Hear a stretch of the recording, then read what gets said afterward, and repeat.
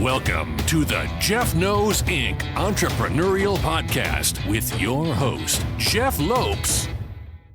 Jeff has over 2 decades experience as a serial entrepreneur, building brands like Kimura from his home basement to a multi-million-dollar global brand that has sold over 250,000 pairs of boxing gloves. Jeff's here to educate, guide, and drive you on the process of bringing your ideas and dreams to reality with the inspiring stories from some of the top business minds. Welcome to episode number 94 of the Jeff Knows Inc. podcast. I'm your host, Jeff Lopes. Super excited to have on today Justin Breen. Justin is a visionary PR entrepreneur, a life-changing connector, but I think his most important role is great dad. Great conversation. Sit back, everyone, and enjoy. We are live on the Jeff Knows Inc. podcast. I'm your host, Jeff Lopes. We have a young man from Chicago, but seems to like Canada just as much, if not more. So I'm greatly appreciated for him to be on. Justin Breen reached out to me a few weeks ago, and we have a lot of common friends, a lot of commonality. Fatherhood is a big thing in both our lives. So I think it's going to be an incredible conversation. Justin is the owner of Repic and tons of layers, publications. There's tons of layers. We're going to talk about so many things today. So I'm super excited to have him on today. I always start off our podcast by letting the guests know what you're currently doing, what you're currently up to. And then we're going to let the conversation go and just have a fun conversation today. So what are you currently up to? Yeah, we the North, Jeff. We the North. And, like an honorary Canadian. Companies in the Canadian Chamber of Commerce. I used to cover the NHL.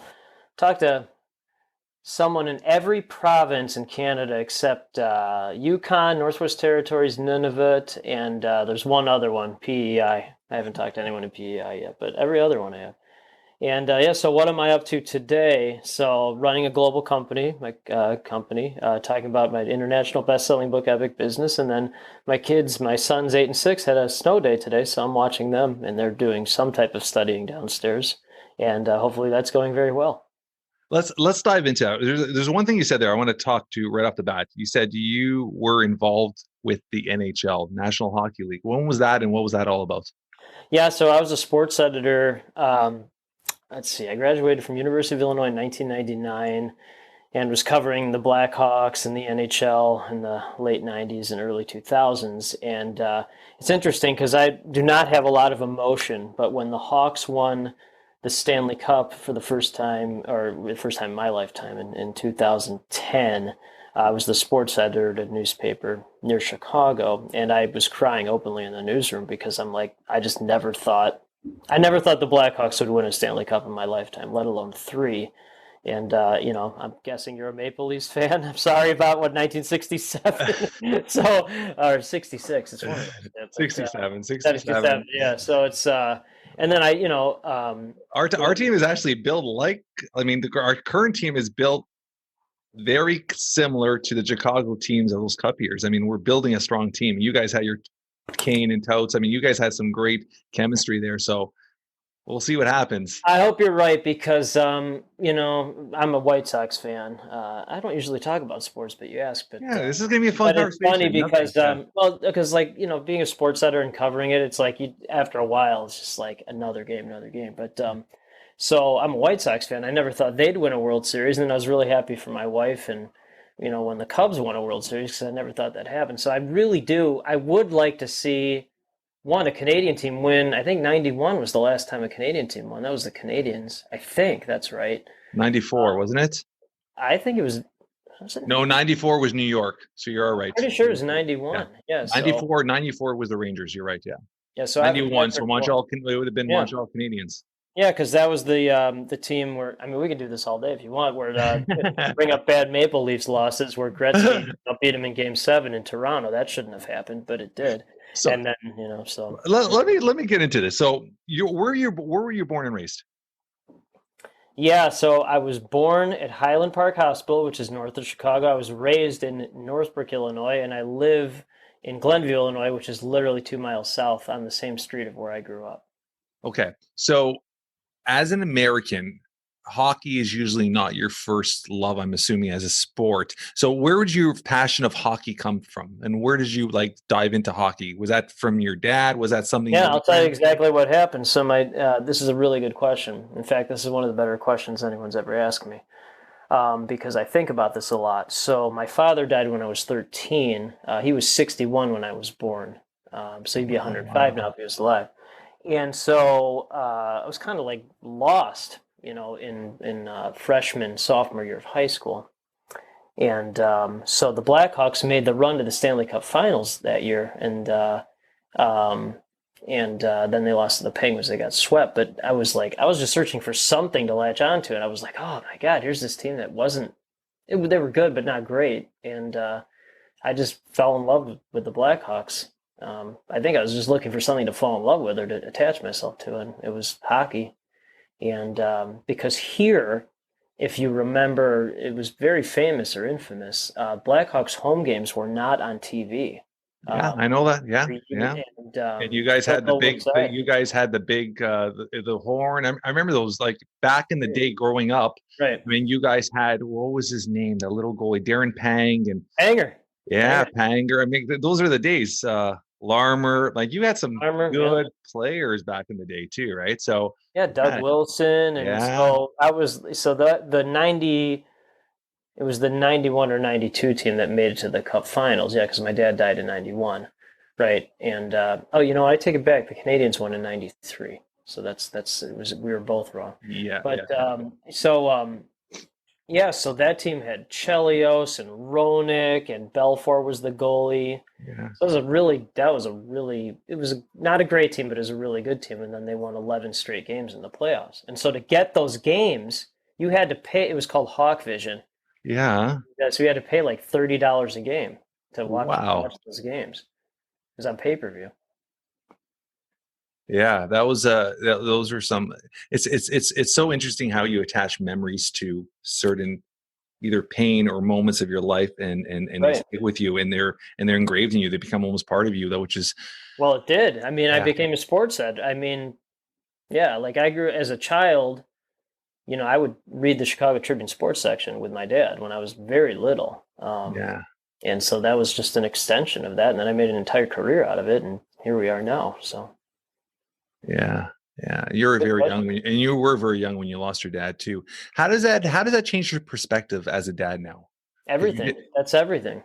That's what I mean. That's why I reached out to you, because I'm like, here's a guy who understands it. It's not.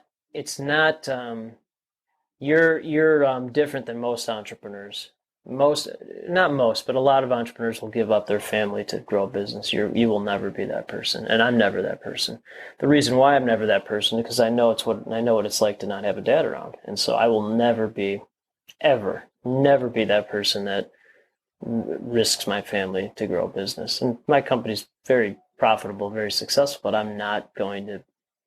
I know a lot of billionaires and gajillionaires and very successful people. And again, you're the exception to this, or not the exception, but you're not this person. But I'll ask them, and then many times, I'll be like, "How's your family?" And many times I'll be like, "Oh, I never had a family, or never saw my family to work on my business." And you see the hurt, you hear the hurt. I'm just not. That's the answer to your question. I'll never be that person ever. I love that, Justin, because I'm going to give you a little rundown where I started this podcast in March, and I never thought it would explode the way it did. We're getting like 25,000 downloads an episode. And when I started the podcast, the first few guests I had on the podcast were younger entrepreneurs.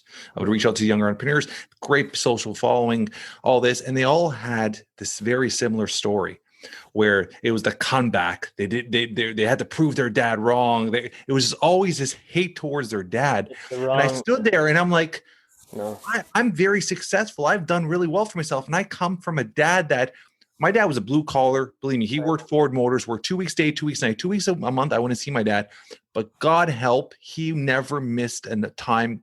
Any inch he would spend with me, and I'm lucky to still have my parents around, and I appreciate them so much. And I spend as much time as I can with them, because I absolutely hate, and I say this on so many podcasts, I absolutely hate when I sit down with somebody and they say, "Oh, my dad's gone. I wish I spent more time with him." Yeah, I'll never. No, so that should have been spending time with them when they were alive. I appreciate that. So I'll give you an answer. Yeah. And so the first line in my book, after the prologue, I'm 100% simplifier. Yeah. Blah, blah, blah, blah, blah, simplify it. So this is the 100% simplifier. If you are someone who believes that family shouldn't come first, please put the book down. I can't help you. So people are always like, oh, your company's doing so well. You're doing so successful. What do you I care love about? that. What are you working on next? I go, I'm spending time with my family. I Well, love wait, that. what big things do you work on? No, you're not listening. I'm spending time with my family. I love that. I love that. So let's talk about your career, because obviously you're doing well for yourself. Right. You found a niche in something that you felt there was an issue or a problem with the publications. Let's dive into that. When did that start? How many years ago? And what triggered you to start researching that? Was that you trying to find publications for yourself? Like, how did that all start? Man, that's a good question. This is a compliment. I want to make sure it comes off like that. I like talking to hosts that don't do a lot of background because they don't know the answer and they're so genuinely curious that they come up with really interesting questions. So that was a really good question. And so again, I'm 100% simplifier. I just hear all this stuff and simplify it into a pattern. My whole life is simplifying into patterns. So here's the very, very simple formula to creating a successful global company, right? Here it is. This is all it is. This is all here over and over. So you see a problem, you create solution to problem, problem solve, successful global company. I will say that again. You see a problem, create solution, problem solve, successful global company. That's it. That doesn't matter where you're located, doesn't matter what you're doing. Is like you said, you see something, you create solution, you solve it, successful global company. You execute on solving it. You don't just blah, blah, blah. You actually execute, you make the investment. So I was a journalist for 20 years. I created my entire business model based on how PR firms annoyed me for 20 years. I saw a problem, created solution, problem solved, successful global company. And we're doing this interview in February, 4 years ago in February 2017. I'll give you the timeline so you understand. So I was working full-time as a journalist, February 10th, 2017, 5-minute meeting with the company's managing editor and owner, where they proceeded to cut my salary in half, not due to anything I'd done wrong. That's what happens in journalism. So next couple of weeks, I tried to find a full-time job, couldn't find a job. On April 16th, 2017, I incorporated my company, Brepic, while I was working full-time at half the salary. Over the next 6 weeks, I reached out to 5,000 people to get my first 5 clients. So 1 out of 1,000 people said yes. You started your business in a basement or garage or whatever, entrepreneur life. So got my 5th client on June 1st, 2017. June 2nd, I resigned. And then Robert Feeder, he's the top media columnist in the Toronto of the South, Chicago. He did a story that I'd started my own firm on June 5th, 2017. So that's just to get the company started. And it's been a lot of fun ever since. A lot of ups and downs, but mostly fun. So you're essentially with your PR company.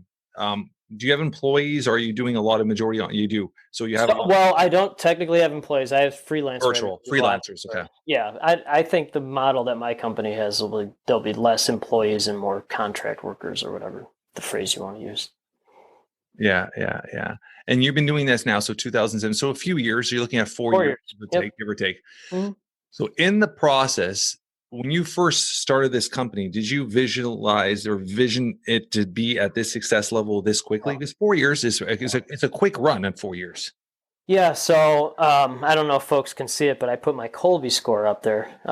For those who don't know what Colby is, in my opinion, I strongly feel this way, it's the top test for entrepreneurs in the world, because it's not your personality, it's your brain strengths. So most entrepreneurs, not all, but most of them are high, quick start, boom, boom, boom, boom, boom, boom, boom, boom, and then they have little to no follow through. So they have to hire 1 million people, otherwise nothing would get done. So I'm the unicorn, oddball, anomaly, who I have high, quick start, boom, boom, boom, boom, boom, and high follow through. So I just say it, do it, say it, do it, say it, do it. So people like me, we're small giants. We don't do a lot of things. We're not all over the place, but at the things we do, we're at the very highest level. So because I'm so focused on my unique ability, doing what I like to do and what I'm good at, and only working with a certain type of person who looks at things as investments, not costs, and are visionaries and have abundance mindset, it essentially eliminates all noise and nonsense. That said, when I first started this, I didn't know what a W-2 was. I didn't know what a W-9 was. I still don't know what an S-Corp is. So I had no idea what I was doing. But now I'm just like, oh, this is not only is this easy, it's fun, it's lucrative, and it's only the beginning. It'll just keep growing and growing. It'll never stop growing. Do you venture in other ventures where like investments or real estate or anything like that? No, You don't, Tom. no, No because interest in that. one, yeah. So no, zero, less than zero interest. And so again, most entrepreneurs are all over the place. They try to be everything for everyone. My company is one genius, high level thing for one type of person. So it eliminates all that other stuff. So I mean, also in Strategic Coach, Dan Sullivan, top incredible entrepreneurial organization, and so I've learned endless things from that. But the number one thing is unique ability, doing what you like to do and what you're good at. And so my entire unique ability, 100% of my day when I'm not hanging out with my kids and my wife, is my unique ability. And that entire unique ability is the purpose of my life is to be a super connecting hero for every visionary, abundance, investment mindset entrepreneur and share their stories with the world. So that's not 99% of my day, that's 100% of my day. And it's endlessly fun, endlessly gratifying, endlessly lucrative, endlessly successful, because there's no limit to those type of people. No limit. So essentially, to simplify it, your one aspect of your business, and you said simplify it, is essentially you're networking people together all day, in a way. Yeah, that's incredibly simplistic, and I love it because essentially my brain is a CRM of geniuses. That's all it is. I don't write anything Love down. it. I I can love talk to someone in Canada, be like, "Brr, brr," I'm like, oh, no, someone in California that thinks like that. Connect them. A week later, they're like, how did you know how to do that? I go, I don't know. I no I idea. love it. I love it because I'll give you a little understanding. So when I started this podcast, Justin, there was two purposes behind the podcast. I've been entrepreneur for 25 years, done well for myself. No one Right. outside my realm or my circle knew who I was. So I said, I got to brand myself. So I took to Right. social media and I thought the podcast would be a great outlet to brand myself with guests and dive into their network. So I started doing that venture.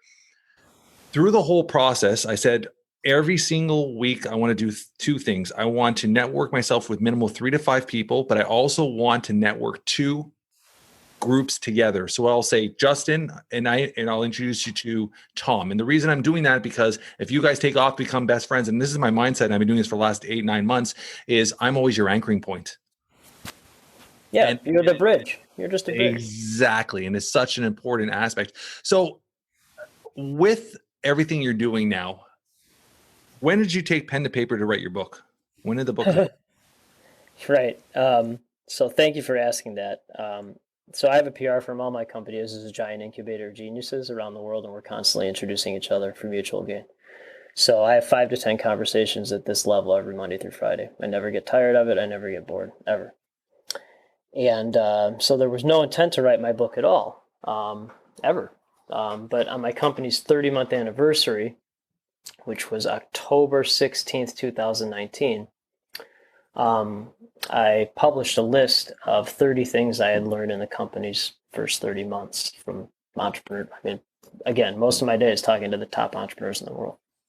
So I had this list of 30 things that I actually did write down. When somebody says something profound, I write it down, but it's very rare. And so I published that list to my 40, I think I had like 37,000 followers at the time. And so everybody's like, oh, you have to write a book. You have to write a book. You have to write a book. They were printing out the list. It was pre-COVID. So they're printing out the list and bringing it to meetings. You have to write a book. So I wrote a book. So signed with one of the top micro publishers in the United States. And wrote the book in 43 days. I mean, I'm a professional journalist. Writing books easy. Yeah, I was gonna say that. Yeah, that's easy. So, and then Chris Voss, who wrote Never Split the Difference, did the foreword. So, like a lot of people write books and they're meaningless because there's no meaning. So if I do something, I don't do a lot of things. But if I do something, it has to be at the highest level. So Chris Voss did the foreword, and it's become a #1 international bestseller in 6 countries. And it's all it is a key. It's just open up endless doors to media opportunities, speaking engagements, validation. That's all it is. Like, I have no idea how many copies it's sold because that's meaningless. It's just a key to open up doors. I love that. I love that. I love that you said that. So public speaking, is that something you dabble into now? Yeah, because people constantly reach out to me because they're fascinated by my weird brain. Because build this company for in 4 years with zero business, I had zero business background, didn't know what Yeah. an entrepreneur was, and a lot of multipliers who are all over the place, they're fascinated by my weird brain because I just simplify everything. And they're like, whoa, wait a minute. You spend as much time with your family as you want to, and your company's really profitable, and you only do what you like to do and what you're good at, and you only hang out with a certain type of person. Like, yeah. And some people, some people reach out about that. So that's just a byproduct, though. It's just Yeah, it is. like that wasn't a direct. It's just a byproduct. Where do you see the company going? Like we said this before, but where do you see it as a global company? Would you ever have any type of exit strategy on this, or this is something? No, just your baby and just flow with it, right? Yeah, so that's interesting. I actually very rarely get the exit strategy question. How it will evolve is like my brain's a CRM, so technology to how do I say this, to systematize my brain. And we'll work on that. But the company's already global. I have clients around the world because all my company does is solve the problem. So it doesn't matter where you're located, it doesn't matter what you do, it doesn't matter how big the company is. That's all meaningless. Yeah. It's just my company solves the problem. And I only work with people that have visionary, abundance, investment mindset. So I'll say those again, because if you have these three attributes, you can only be one of two types of people. You can't be someone else. So if you're visionary, abundance, investment, you're one of two types of people. That is it. Here's the first. One, you're running a high six-figure US dollars, high six-figure to 10-figure business. You see your family whenever you want to. You do what you like to do, what you're good at. Or you're going to be one of those people. You're not there revenue-wise, but you will be because you have those three attributes in their mindset. So there's no what do you cost or charge. There's no nickel and diming. There's no scarcity. I see you nodding. So like it just eliminates all that. Yeah. And so those people with those three attributes, they just introduce me to more people like that, like you. You just connect. That's all I do is get connections all day. Now, you said you don't invest. So when you're building these connections, like as a business, obviously you're helping companies grow and scale and whatnot. Mm-hmm. But with your connections, besides it's just generating more business. That's all you're doing is essentially using your connection to generate more business, right? Because we're not really diving into, and I know you like to simplify, but we're really not diving into the basics. If somebody's listening to this, I want them to understand a more detail of what the company offers. Does that make any sense? Yep. Because right now, we're talking a lot about networking. I understand the networking. I understand once you network, you're gonna use those clients as scaling and growing them and helping their business. Obviously, you deal with a higher level clientele than most people would deal with. Where if you're just networking something and you're selling your service, give a little breakdown and like you do, simplify what you'll do with a company. Sure. So it's interesting because I don't sell anything. I don't even talk about what my company does unless someone asks, but you asked, I'll tell you. So, and this is all on my company's website. There's no tricks. So, and I'll really land the plane here. People pay my company to produce very high level newsworthy stories and then pitch those stories to media. My firm writes stories and pitches them to media. That's all it does, literally. So your media, when you talk about media, can you give an example of high-level media? Is it like Inc. magazine, Entrepreneur magazine, higher those, yep. like those essentially those levels? Oh yeah. But so that's interesting because this shows what I'm talking about. But so Forbes just did a giant article on me, not a pay for play, and Inc. magazine just published something I did. That's fine, but podcasts are actually replacing mainstream media in terms of relevance and importance for three main reasons. One, because I've done well over 100 podcast interviews since my book came out. And two, I'm visionary. I see how things work. So here are the three reasons, because I simplify everything. One, the host is an entrepreneur, not a journalist. So they're coming from a place of abundance. Right? You're going to keep nodding because that's all I see. So they're not coming from a place of losing their job or getting their salary cut in half. They're coming from a place of, hey, I built a company and I spend as much time with my family as I want to, and I really want to learn. Big difference. Two, you can do a deep dive on someone, 30 minutes, 45 minutes, an hour. It's not a 2-minute drive-by interview on TV or 5-10 minute drive-by interview on radio. So you get to know the person and you get to know the host. And then three, the audience might not be as large quantity-wise, but it's a far more qualified audience. For the most part, a normal person isn't going to listen to two visionary wackadoos talk about all this stuff, but a high-level visionary wackadoo will listen to it. And so it's all podcasts are a transactional and transformational platform for entrepreneurs. That's all they are. That's what they are. I love that. I love that. I love that. I love that. Do you do, or would you do your own podcast? Yeah, so I get that question once a day. I probably will eventually. But right now, I don't want it to become a conflict of interest with my clients where I have to interview my firm's clients. Yeah. But eventually, I'm sure I will do that. And keep in mind, as a journalist, I interviewed over 10,000 people over 20 years. So Yeah. all I do all day is talk to people like you. So doing more interviews.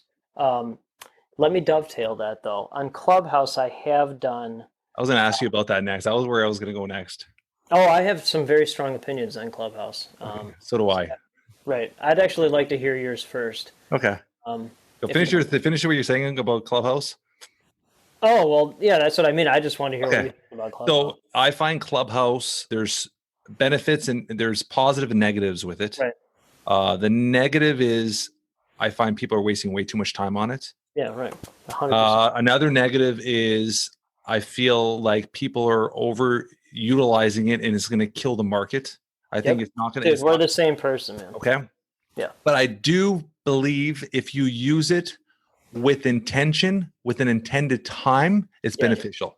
So I do, for example, 2 rooms myself twice a week. Perfect. I do a Saturday morning entrepreneurial breakfast, 1 hour. Even if the room is packed at 1 hour, say bye everybody, see everybody. See you later. Bye.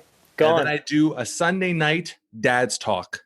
And it's brings a great group. Like this week, we talked about mental health with children and all that stuff. We have this great dad conversation, and we had Sean Whalen, Bradley. We even have people jumping in and just, can I talk too? So we're getting some big names jumping on wanting to talk, which is great. And it's just an open conversation. Same thing, 1 hour. Great, guys. See you guys next week.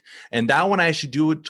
I co-do that one with an incredible gentleman, Brian Ward, host of Dad's Up podcast. So we do that one together. Incredible person. So we've become really, really close friends, and we do that one together. And that's just to help dads. That's to help dads, give a platform for dads to talk and ask questions and all that. So I have attention. I come in, I do it twice a week, and that's it. And you will never see me on. Why would you do that? Okay.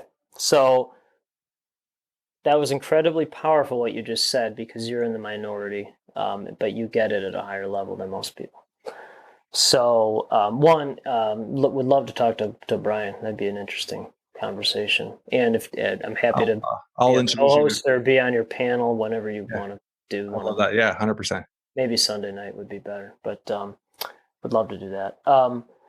So I co-host one thing for 1 hour, and I can't tell you how many people I've talked to spend 8-10 hours a day on there. I go, what are you doing with your life? So when I do this 1 hour thing, I'm like, I'm leaving now.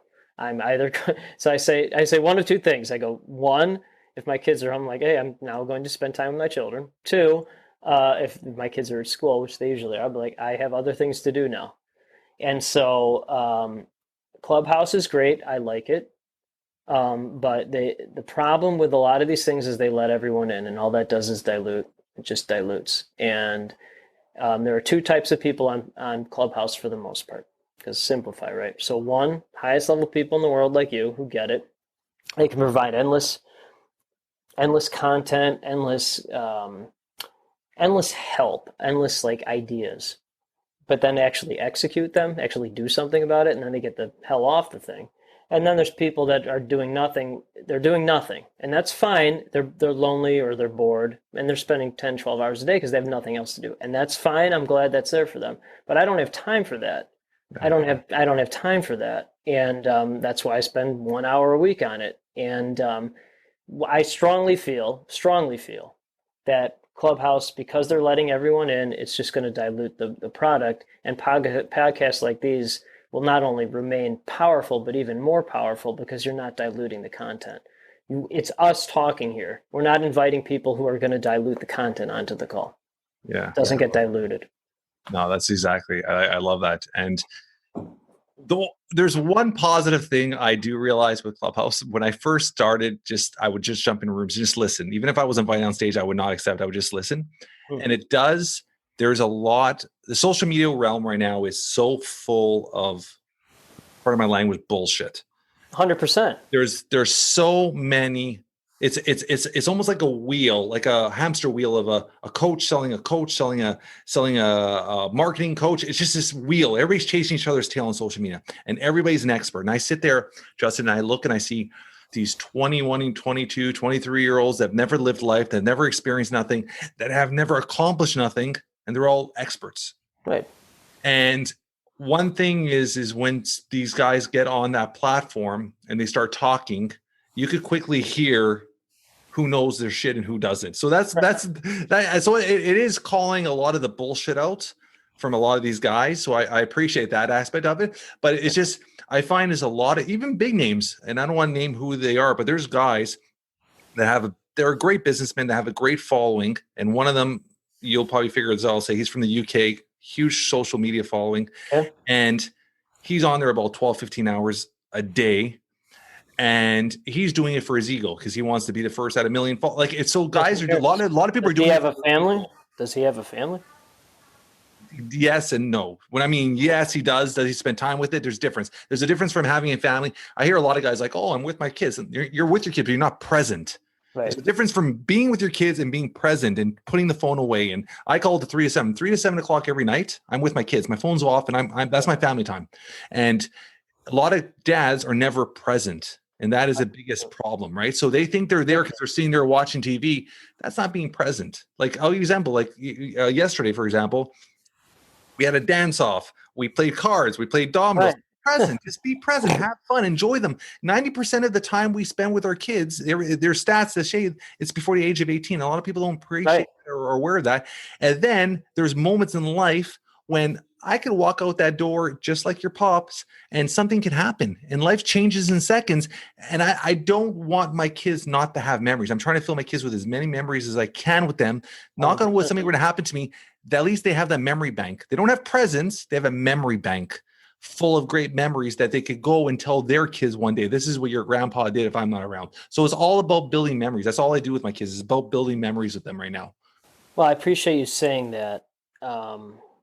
So my dad died when I was 13. Yeah. So people ask me all the time, like, so what's number one thing? So he always said the cream rises to the top, the cream rises to the top, the cream rises. So, okay. So I only work with the cream that's risen to the top, or the people that want to rise to the top, and they'll do what it takes to do it. They won't make an excuse. They'll make the investment. So it eliminates everything that's not the cream that's rising to the top or the cream that's at the top.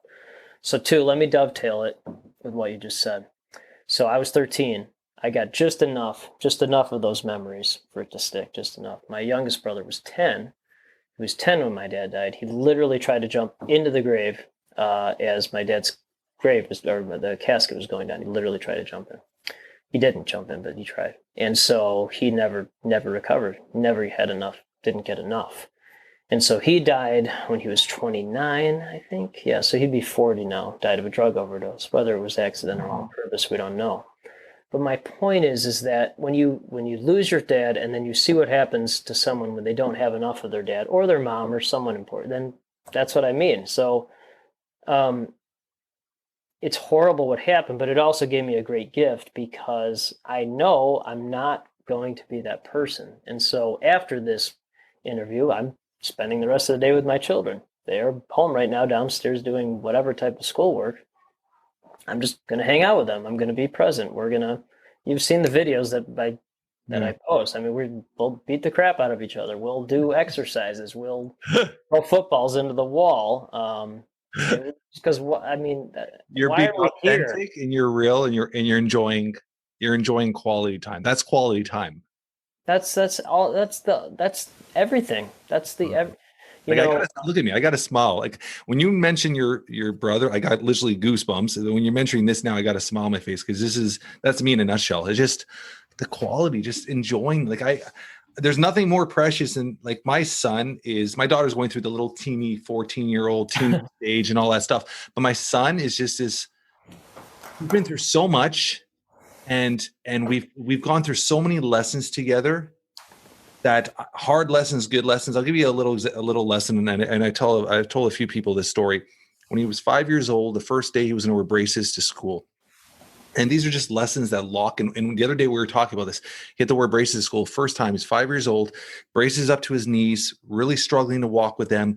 And he looked at me and he was like, Dad, he goes, I don't want to wear these. I'm like, you have to wear these. You have to wear them 8 hours a day minimal to get some benefit from this, stretch out your calves and all this stuff. And my wife's like, okay, his name's Tiago. And she goes, Tiago, go put on a pair of pants or joggers over so you'll feel more comfortable. And he's like, okay, Mom. And I'm looking at him, I grabbed by his arm and I did, it was tough love. And I said, T, you're going to keep your shorts on. You're going to embrace who you are. You're going to love who you are. You're going to accept who you are. And if you're uncomfortable wearing these braces, you're going to do everything you effing can to get yourself out of these bracelets. And he looked at me and he starts crying and crying and went to school crying.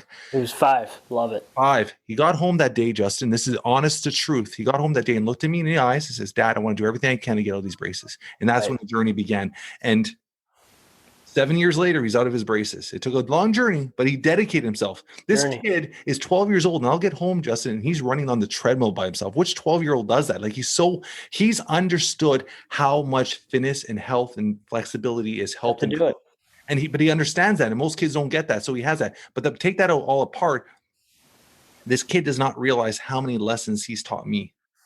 And it's the greatest gift.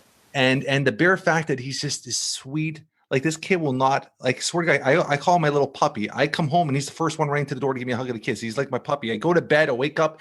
I was leaving today and they stayed home because it was snowing today, snow day. So for today, our lockdown officially ended here in Toronto. So they were supposed to start school today and they got a home day because of snow. And he comes and he's like, we said bye, hug, kiss, and I'm putting on my shoes, clean the car. I come back in and saying bye. And then hear him running. He's like, Dad, can I give you one more hug before you leave? Like, that's the type of kid he is.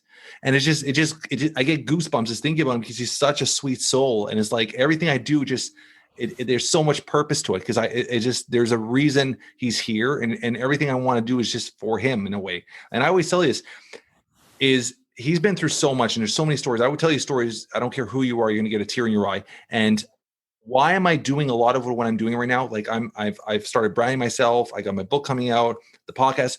I already have 3 gigs to step on stage. I'm doing actually a virtual one next week, but to step on stage over the next year, I want to build a platform for myself. There's a reason I want to do that. Right. Because his story has to be told. And I want to be able to, when he's 17, 18, just transition into my shoes and I'll have a platform where he could just tell his story and he's going to impact millions of people with his story. And I know that already. So I'm just building this platform now to transition him eventually into it. Yeah, so your son's going to be an amazing entrepreneur if he hasn't started doing that already, if he wants to be. My 8-year-old started his first business when he was 7. My 6-year-old wants to be a Navy SEAL. And how do you feel about that? I mean, my father was a World War II hero. 100%. Yeah. That's awesome. Yeah, and a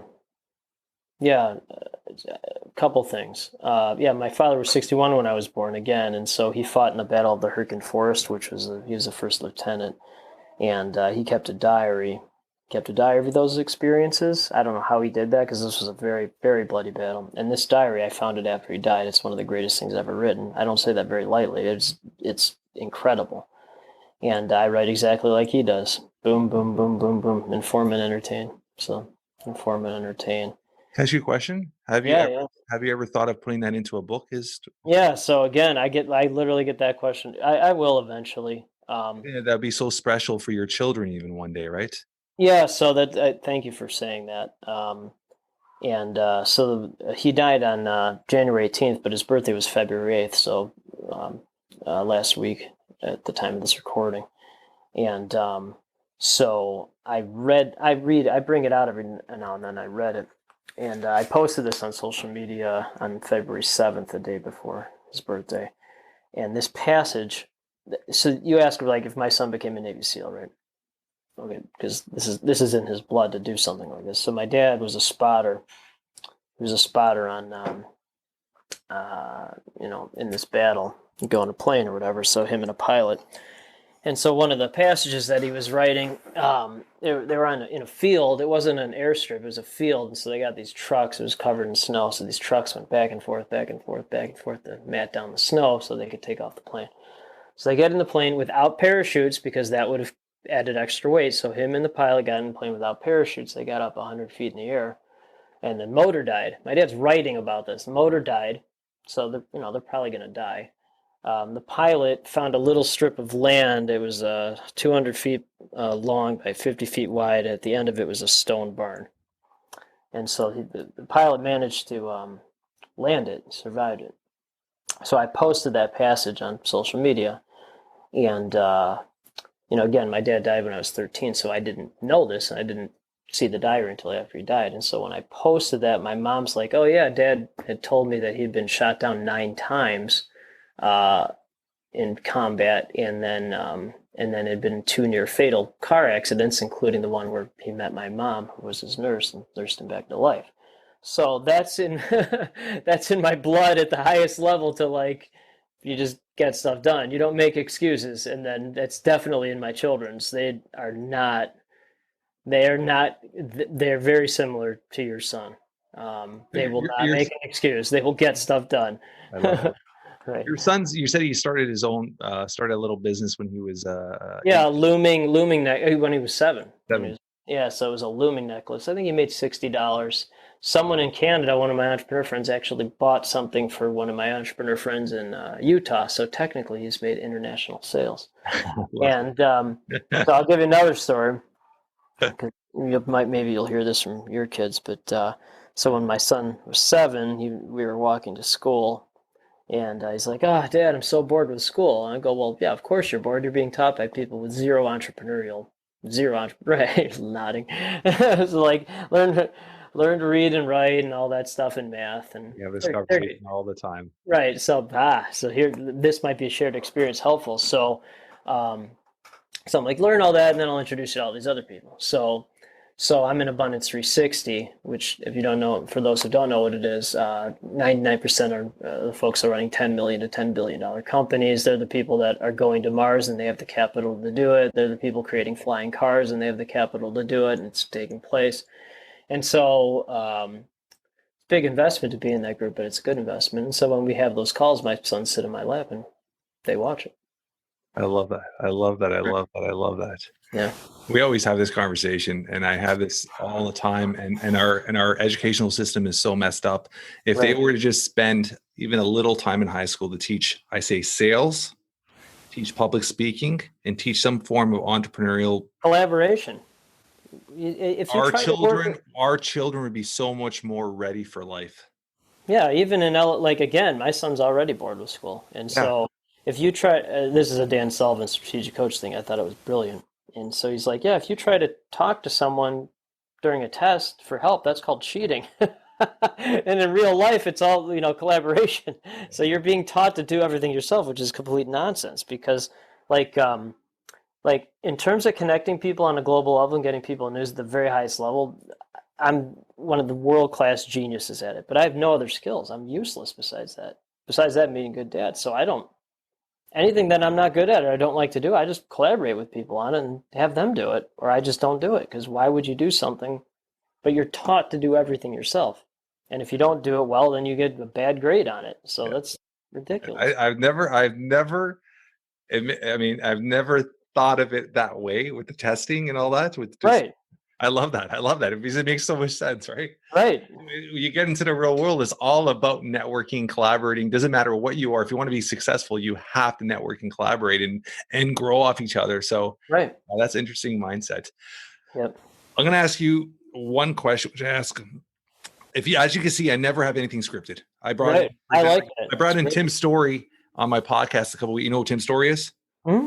I had him on my podcast a couple of weeks ago, and as we went on to interview, he was like, that's one part of it. He actually said to me after we're done, he's like, you didn't do any research on me. Like, you really didn't know who I was. I go, I knew who you were, but I didn't know any detail. And I find it so much fun learning about stuff. Like I got a smile on my face half this interview because I really didn't know nothing about you. And now I feel like I love it. And it just makes it interesting conversation. It makes it fun. And it's just, I love it. I love doing it like this. I enjoy it. Right? Me too. I just have one question I ask everybody at the end, and eventually I'll take these and make it into a clip because I have over 100 now. But if something were to happen to you today, in a few words, how would you want to be described by your loved ones? That I was a good dad. That's it. Love it. You're the first person to say that. Yeah, so I I have was an going to say that. right, so because all this other crap doesn't matter. That's what I mean. I love it. So a shared experience too. So I've interviewed over 10,000 people, Yeah. and I never come prepared with any question ever. I will look up certain things because, um, but the only thing there are two things I almost always ask, almost always. One is, what did your parents do? Because then I can understand someone's brain. And then the last question I always ask someone, always, is there something else you'd like to add, something I'm missing, something you think that would be good for this story? And Yeah. many times the thing that they say is actually the lead of the story because I'd never asked it. I hadn't asked it yet. I love it. I love it. This has been a terrific conversation. I'm getting excited to see how much we can network and work together in the future. 'Cause I think there's a lot of things we could probably help each other with. And I'm going to Endless. introduce you when we're done. I'm going to introduce you to a shout out to my friend Brian, because I think you add Brian. a lot of value to his podcast. Brian with a Y. Brian with a Yeah. Y. And so you obviously know who he is. I appreciate you, and I appreciate you taking time to doing this. This is and go enjoy your family the rest of your day. And like I said, I appreciate it. Anything you want to end off with? Yeah, go Maple Leafs, and I'm hoping. This is the year. This is the year. What about the Blue Jays? They have a good young team. No. Blue Jays beat the White Sox in the ALCS one year, and I'm still mad about that. So They have a really strong team this year, man. They're spending the money on the free agents, and they have all the young talents. It's going to be Toronto sports are fun. Toronto sports are fun now. I mean, the Raptors did well. Now it's time for the hockey and baseball to try to kick in a bit, hopefully. So Toronto is, I'll simplify one more thing. Toronto and Chicago are the exact same city except for two things. One, Toronto is horizontal against the lake, Chicago is vertical. Two, Toronto has more Chinatowns, Chicago has more crime. Other than that, they're the exact same city. Yeah, I was in Chicago a few years. I'm thinking maybe about 7-8 years ago. I was there for a UFC event because we were sponsoring the headliners, and the weigh-ins were it was downtown Chicago. It was an old theater, old theater, and we were in the basement where the weigh-ins. It was like this historical building, a theater. And so we were there, and I spent almost a week there in Chicago. And yeah, exactly. Besides your subways being above ground, ours are underground.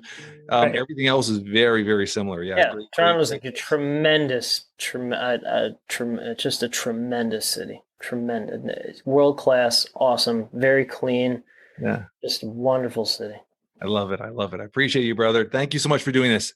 See you, buddy. That's a wrap for today. I want to thank our guest, Justin, for being such an incredible guest, such a high level of IQ, just how he simplifies his conversation, how he simplifies his business, how he simplifies just life in general. Once again, the most impressive thing I can say about Justin is he's just a great dad. Family comes at such a high level of priority in his life, and I appreciate that because our values are so connected in that regard.